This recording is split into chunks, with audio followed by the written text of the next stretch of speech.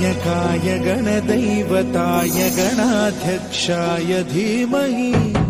गुणशरीराय गुणमण्डिताय गुणेशानाय धीमहि गुणातीताय गुणाधीशाय गुणप्रविष्टाय धीमहि एकदन्ताय वक्रतुण्डाय गौरीतनयाय धीमहि गजेशानाय भालचन्द्राय श्रीगणेशाय धीमहि एकदन्ताय वक्रतुण्डाय गौरीतनयाय धीमहि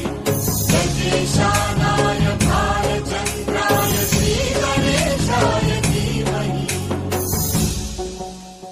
गानचतुराय गानप्राणाय गानान्तरात्मने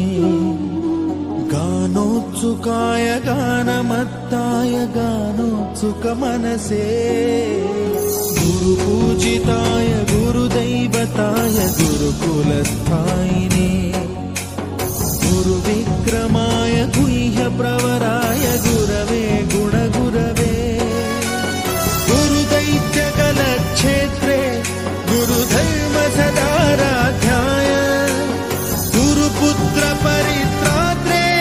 गुरुपाखण्डखण्डकाय गीतसाराय गीततत्त्वाय गीतगोत्राय धीमहि गूढगुल्फाय गन्धमत्ताय गोजयप्रदाय धीमहि गुणातीताय गुणाधीशाय गुणप्रविष्टाय धीमहि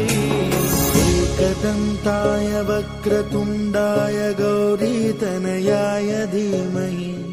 गजेशानाय भालचन्द्राय श्रीगणेशाय धीमहि